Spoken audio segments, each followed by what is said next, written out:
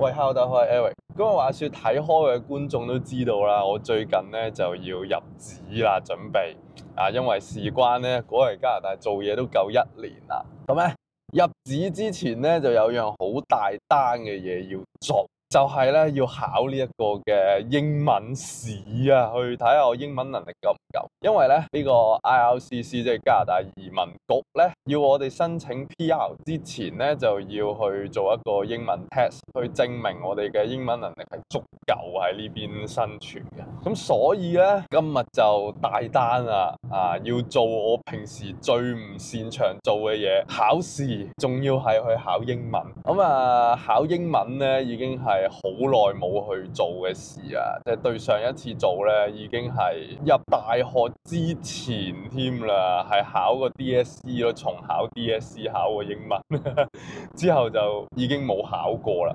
我女朋友話我喺大學都讀過科英文冇錯，但係我覺得嗰啲係小兒科啊，即係你嗰啲係唔會 fail 噶嘛，就算 fail 都唔係話好大問題噶嘛。咁但係真正大嘅 exam 咧，系統性嘅 exam 就係 DSE 啦，對上已經差唔多有8年啦，我諗。因為我係入報 U 之前，我再考多次啊嘛，我 high dip 考嗰次啊嘛，係啊，嗰次就上咗 level 3啊嘛，係啦，咁所以隔咗咁耐咧，我英文嘅考試咧係冇練習過 ，OK， 咁亦都實不相瞞啦，我呢排都冇乜點溫過個英文。即係明知要考試咧，我都冇乜點去溫。係琴晚咧睇咗少少嗰啲 past paper 啦，做過下少少，做咗一份 reading 同埋做咗一份 listening 嘅 mock 咯。除此之外都冇點溫過啦，可以話係接近考呢個天才波。考乜嘢咧？咁加拿大政府咧就容許幾個 exam 嘅，一個就係 IELTS 啦。IELTS 就要考呢一個 GS 啦，即係 general 嘅 test 啦。咁另外咧，你就可以揀考 Canada 呢邊嘅嗰個英文試，就叫做 CELPIP。CELPIP 咧就我好多 friend 都話容易啲考嘅。requirement 就係要5分咯，即係4條5就可以合格，符合 Stream B 嘅申請要求。咁只不過咧過馬灣先。咁只不過我係唔止呢個目標啊 ，OK， 4條5對我嚟講咧，應該係冇問題嘅。我係想盡我能力咧去衝到最高分。點解咧？事關咧，琴日我睇新聞咧，見到呢個 IRCC 咧就 update 咗呢一個 Stream B 嘅等候時間。喺個官網嗰度就變咗幾多咧？就變咗12至600個月。600你冇聽錯，係600個月唔係日換算係50年啦。我喺 Flag 度見到好多人話加拿大終於實現到香港實現唔到嘅嘢，就係50年不變。50年嘅等待，亦都響起個警號啦。即係無論佢係真又好，假又好，打錯字又好，嚇我哋都好啦。亦都係個 alert 去俾我知道，真係要等好耐。所以咧，我就想衝高少少分，睇下有冇機會咧可以行到呢一個嘅EE。但係我計過分啦，即係如果要EE 9分入到 pool 嘅話咧，我起碼係要4條9啊。咁4條9咧，坦白講，以我而家嘅能力咧，係做唔到嘅，絕對做唔到嘅。但係咧，我都想嘗試下，睇下衝到最高會係幾多咯，俾個心理準備同埋俾個目標自己嚟緊呢大半年係要點樣去 improve 自己嘅英文。我今日咧就去 Richmond Hill 嘅考場啦。根據我琴日夜晚喺 CELPIP 官網嗰個 mock test 咧 predict 咧我嘅 reading 咧係有8嘅 listening 係得6嘅啫。我唔知點解啦，我不嬲對自己 listening 係有信心過 reading， 但係冇辦法。所以就睇下今次事隔咗咁多年，喺加拿大生活咗1年，近乎全裸考嘅情況下咧，我有幾多分啊？Let's go 啦！喂，而家1點15分，我考試時間係3點鐘，我哋已經去咗附近啦。Exactly 就係嗰個考場嘅停車場。我哋而家落車睇下啦，睇下個考場係喺邊度先啦。佢就寫喺2樓嘅。我哋就睇下究竟喺邊度啦？呢度對出就係 Yonge Street 啦，最恐怖嘅一條街。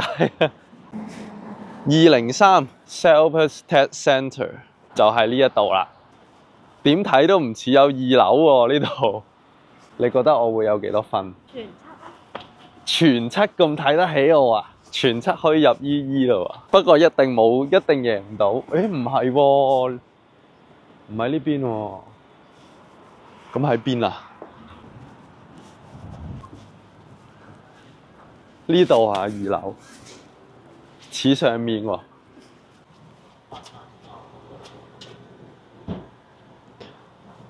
呢度203，咁啊呢度上去。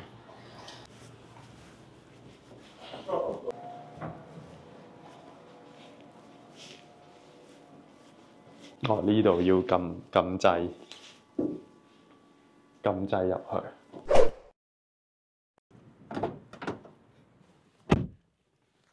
我想講難到黐線。點辦法咧？首先佢嗰個 listening 係同嗰個 mock test 係完全唔一樣咁滯。佢講嘢好快，我 mock test 嗰陣係慢到我想2倍速嘅。佢講嘢係好慢。Today is 乜嘢咁樣嘅，但係去到我上去咧，第一段錄音已經好快，好似平時 conversation 咁樣。咁同埋啲內容咧，唔係我熟嗰啲內容咯。即係佢講煮嘢食啊、食譜啊嗰啲咁樣，我又唔係好識。但係最難你知唔知咩？就係個 reading。個 reading 開嘅題目完全唔係我嘅熟嘅題目。佢開咗 Arts and Craft 啦，即係講嗰啲有個咩藝術家唔知點樣。跟住第2篇咧，我都唔知咩嚟嘅，類似係地理嗰啲咯，即係嗰啲咩岩啊點樣整成啊，經咗幾多年啊，旅遊區又點，好難我想講。係咪要全5啊？一定有啲難度，我覺得今次同我預期中有啲出入咯。我想講真係難喎，我一直做一直都好唔 firm，即係有好多嘅題目 MC multiple choice 我都好唔 firm 係啱，跟住 speaking 我又講到會一劈嘢咁樣咯，我都唔知自己講咗啲咩，不停講，但係我唔知自己講咗啲咩，可能要有心理準備再考過。幾耐會知結果啊？好似3日係嘛？我唔敢諗住啊。有某幾部分係嘅，即係好似作文咁樣，啲文係我覺得幾容易，即係實用平時會用嘅文。Reading 頭嗰 part 都容易嘅，但係之後就真係開始難咯。我真係睇唔明咯，好多字都。即係我琴日喺屋企做嗰個 mock test 係有啲唔明，但係未去到咁多字唔明。今日嗰篇文咧，一句有10隻字，我有6隻字都係唔識㗎。哇，好辛苦啊！等我仲以為自己啲英文攞4條唔應該好容易添，原來都仲有難度。我想講，我仲話諗住衝7應該唔得，5應該盡啦今次。但係我諗之後會有成績。咁但係我想講呢個考場，我唔知係咪個個考場都係咁啦。呢一個考場咧係有啲山寨嘅感覺，即係入到去係一個乜都冇嘅 office，然後擺咗幾張凳幾張台，即係成件事好似係我係咪俾人呃咗？係咪假㗎呢個場咁樣咯？咁成個流程就係一入到門口俾個 passport 佢啦，對咗個人啦，然後就去 waiting room 嗰度坐啦。咁坐到咁上下開始之前咧，咁佢就叫你收起晒電話啊、銀包啊嗰啲，全部要放晒喺佢嗰個 locker 度，跟住仲要俾佢 check 晒啲手袖啊、衫袋褲袋冇嘢啊、冇錶啊嗰啲全部都冇。水嘅話咧，要好似咁樣掹咗個 label 先可以入去。咁咧之後就去一個房啦，就係負責影相嘅，就係影你當日嘅相。影完之後咧，佢就會帶你去嗰個考場嗰度啦。咁個考場咧就係有好高嘅一塊嗰啲亞加力板啊，圍住嗰個3面圍住你部電腦。咁然後咧就可以坐喺度等齊人之後咧，個 supervisor 個 examiner 咧就會俾一個曲嚟4個字嘅密碼，咁你打完就可以開始你嘅 test 咯。但係我想講佢個耳機係超大聲，我嘗試過但係冇得教，但係可能佢有得教啦，但係冇個廢鬼事，影響到完全係打擊咗我嘅自信。今次過2日等佢出咗成績先，唔好自己嚇自己。OK，冷靜。如果得嘅就乜都唔使做，如果唔得嘅就真係可能要再考啦。但係而家仲有1個月，距離我真係有少少 buffer，多2個禮拜，然後入紙咧就仲有1個月。咁所以如果今次 fail，我都應該仲可以即刻再補考多一次。咁但係梗係唔希望啦，300幾蚊啊，大佬考一次，同埋真係有啲講運啊，考試呢樣嘢，嗰個 topic 唔開中你熟嗰範咧，就有啲難度。就好似佢整嗰啲咁嘅石頭，如果我唔係讀 geog 嘅，我唔係好研究啲石頭嘅，咁就難估啲咯，好多字都即係嗰啲 art 嗰啲，哇！佢講嗰啲咩地理，唔知邊個民族邊個起源，係邊個嘅祖先，所以佢嗰啲嘅藝術品又會有唔同嘅展現，哇！鬼識啊！唔好理啦，走啦，返屋企啦。過2日有成績就再同大家講。佢係應該手機會 send 個成績俾你，唔奢求嗰啲咩依住，先攞4條5入咗 Stream B 先啦。考試真係好辛苦，考試真係好辛苦。好啦，過2日見。喂，係啦，咁而家距離我考試咧已經係3日之後啦，今日係禮拜2。咁啊，話說我啱啱就收到 message 啦，就係呢一個 Celpip 就同我講話已經出咗成績，咁啊要我上網去 check 呢個 final score 係幾多分啦。咁所以咧，而家咧我哋就嚟 check 下呢一個嘅分數啦。OK， 咁你可以見到啦，我考場就係喺 Richmond Hill 嘅9631 Yonge Street 啦，咁就係9月13號晏晝3點鐘考嘅。咁我嘅成績咧就係咁樣啦。Listening Level 8啦，Reading Level 7，Writing Level 8，Speaking Level 7，8787啊。Overall 咧就係 Level 8嘅。坦白講，比我預期中嘅成績好好多咯。即係我原本考完出嚟咧，我以為自己5都掹掹緊嘅，即係可能大概有啲5，有啲6，有啲4，可能係咁。因為我嗰個信心真係不大，嗰陣時真係有好多字唔識。咁但係翻歐原來出嚟咧個成績又唔差喎。咁我唔知係咪因為 Celpip 係真係比較簡單啦，或者係佢分數嘅嗰個 deviation 咧係特別啲，咁所以計出嚟咧就我 overall 都有8。咁係咯 ，in which 我係幾 surprise 有呢個成績啦，即係可能我喺呢邊浸淫咗1年嘅英文之後，有少少嘅進步啦。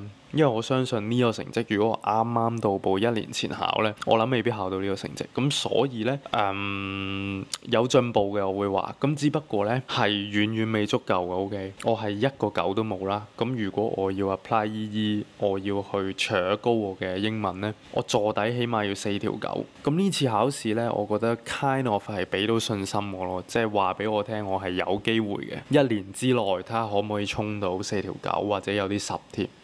咁係咯，都係一個幾大嘅信心嚟，我覺得。咁接下來有呢個成績，我就應該係第一時間即刻衝去報咗呢一個嘅 Stream B 先㗎啦。報完之後，可能就會開始每日再進修下啲英文啦，特別係生字啦，因為我覺得自己生字始終都係爭緊啲。咁就希望未來呢一年啦，可以 improve 多少少自己英文，睇下有冇機會可以衝到4條9，或者係有啲10，然後拉高自己嘅嗰個 EE 分數去入字 EE 咯。不過其實好難講，因為我仲要有呢一個嘅職業去幫我加分，而我而家呢份工咧嗰個職業就好似唔中 Tier 01、2、3嘅。咁最接近嘅工咧係 social worker，咁但係我現階段咧就唔係 social worker。咁就算做到 social worker，好好彩地咧都要做1年先至可以有嗰50分嘅 bonus。